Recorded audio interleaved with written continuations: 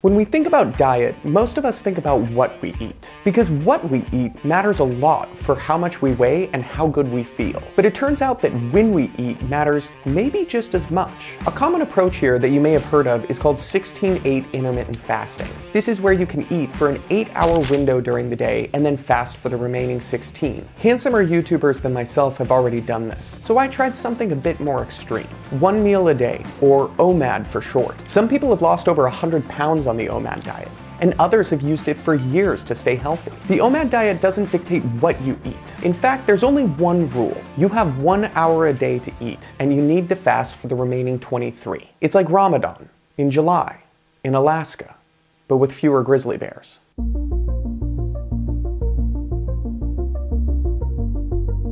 So the time is 1:50, and this is everything I'm going to eat today. I have 400 calories from Huel, a breakfast oatmeal bowl, then for lunch there's spaghetti, green beans, and chicken, and then I guess for dinner it's carrots, bread with avocado and cream cheese, and finally dessert. In this we have strawberries, bananas, some casein protein, and pea milk. I feel like eating this is going to be equivalent to running a 10K. Like, you need to pace yourself.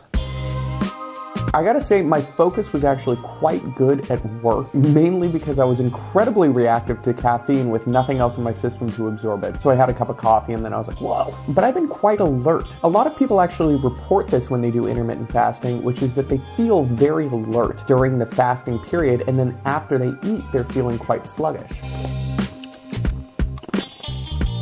I'm 25 minutes in and I'm about to finish the oatmeal. This is brutal. I am so full. Whew. Why I picked a carrot, which is like one of the least calorie dense foods you can choose. I'll never know.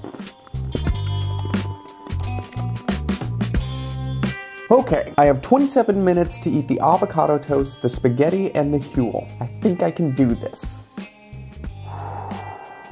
It is just as difficult to actually eat all this food within an hour as it was to do the fasting itself. In fact, I'm fuller now than I was hungry coming up on this meal.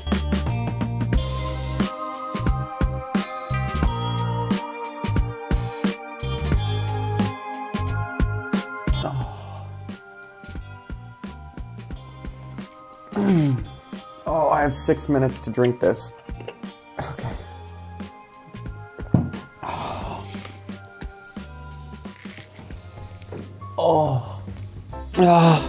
It's just cramping. Oh God, it hurts. Oh, ow. It's passing a little bit. Definitely higher calorie density stuff going forward. OMAD may sound extreme, and what you saw was a bit extreme, but there's actually a bit of evidence for the health benefits of it.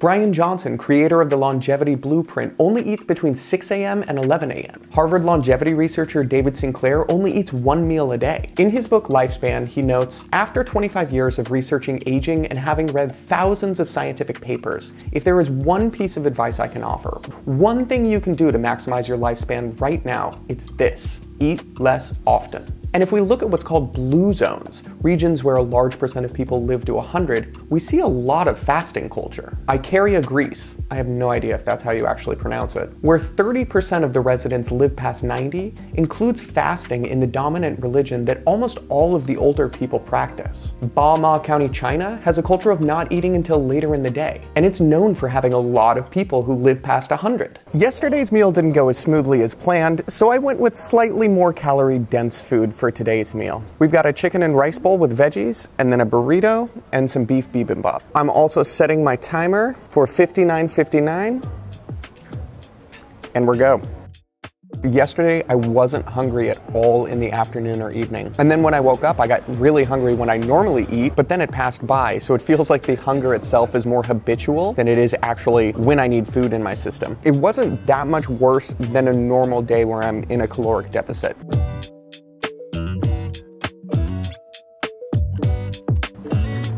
So that finishes off the bowl. That was a lot easier than eating high volume food at home. That kind of shows you how much easier it is to overeat when you're eating out. But let's dig into this burrito next.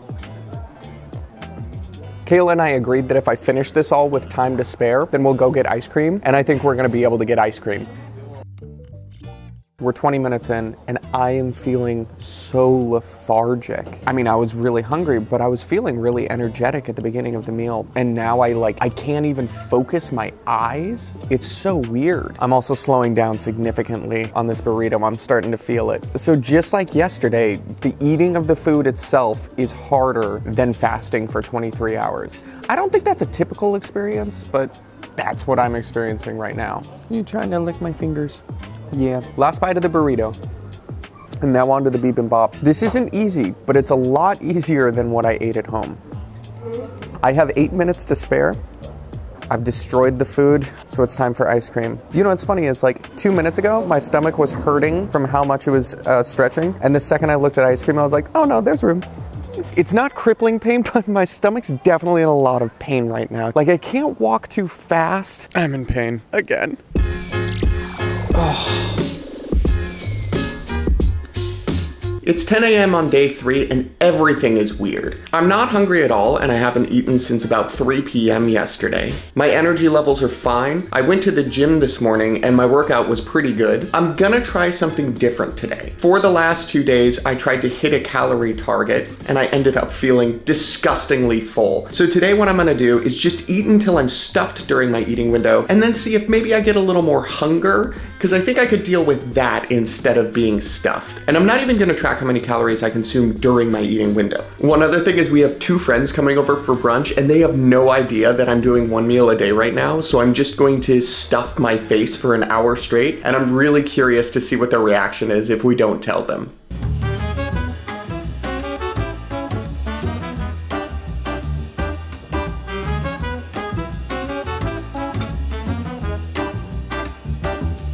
What did you think? I mean, that's just normal.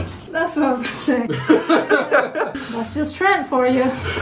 Scientists actually have a good guess as to what makes 1 meal a day good for you. When you get hungry, it stresses your body. So there's this set of genes called mTOR that regulates metabolism and growth. And when your body is stressed, mTOR tells your cells to go on a staycation, maybe digest some old protein, repair a bit of DNA, reduce some inflammation. And it turns out this staycation improves a bunch of biomarkers and metabolic health. Now, stress your body too much and you'll die. But there's a sweet spot. And the fancy word for this sweet spot is hormesis. Hormesis is essentially where a low dose of a stressor induces a beneficial adaptation. Like Nietzsche said, what doesn't kill us makes us stronger. But intermittent fasting isn't the only thing that causes hormesis. Hot and cold exposure cause hormesis, and also exercise.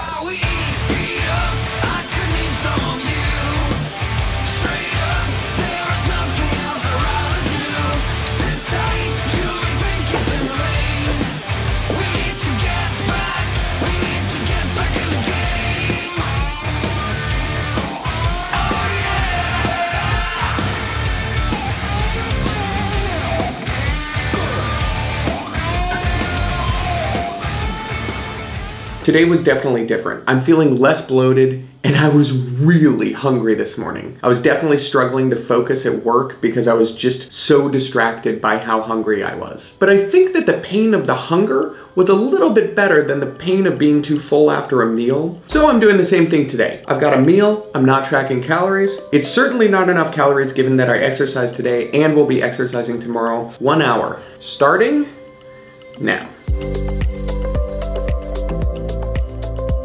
I'm about to finish the big plate. I don't know that I'm gonna make it to this quiche. I'm so full. And I still have the entire fruit thing left, so not gonna get in all of these calories. Anyways, I have 4 minutes. Ugh. That was my stomach. I lost my train of thought because my stomach hurts so bad. Woo! I have 4 minutes left, 3.5 now. And I'm working through the fruit. Oh my God, I have 2 minutes. Oh, but if I eat too fast, I get full. Damn you, limitations of nature. Do I have to swallow by the end of the hour? Or can I just have it in my mouth? Ah! Okay, 6 seconds.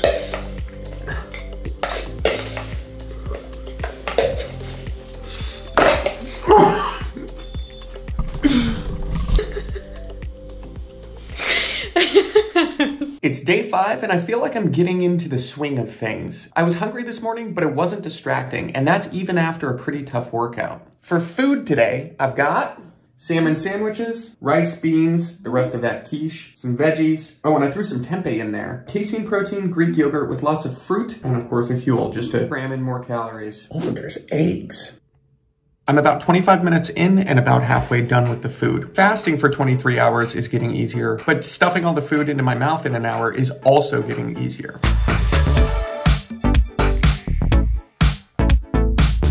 Look at this.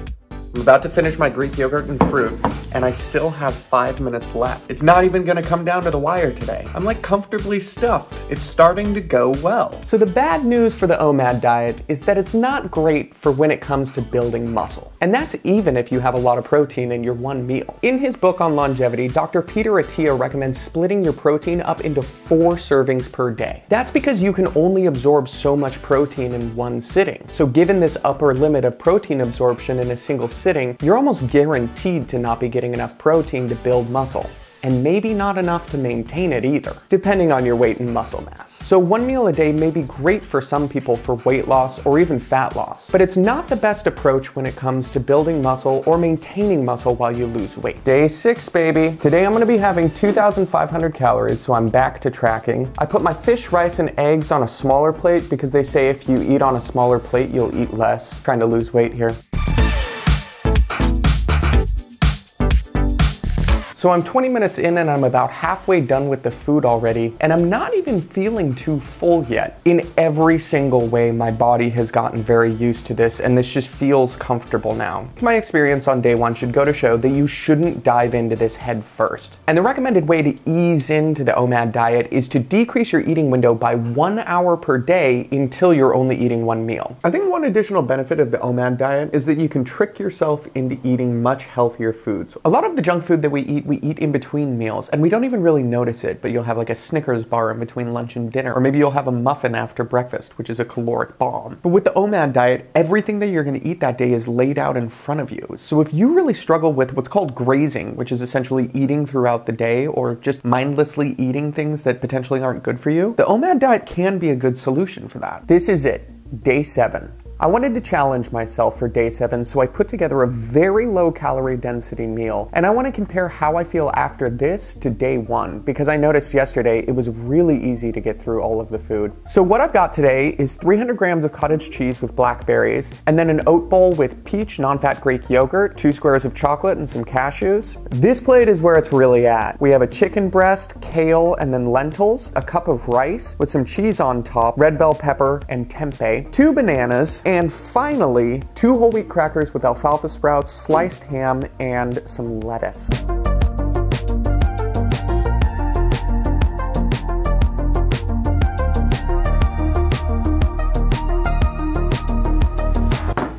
And this is all that's left. My stomach's like, bring it.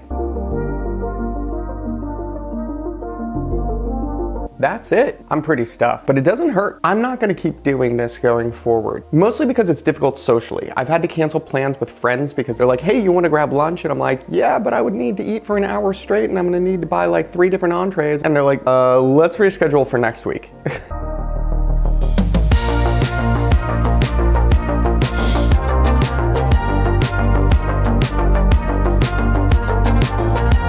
Is the OMAD diet more effective than pure calorie restriction when it comes to weight loss? The science says no, but that's only true on average. Really, it comes down to what diet and approach works for you. If you're able to go for long stints without eating and enjoy gorging on a single meal, then this diet might be good for you. If you want to build or retain muscle while losing weight, avoid this. And my experience this week should show you that if you're going to try the OMAD diet, you should ease into it, or else you might end up like me on day 1.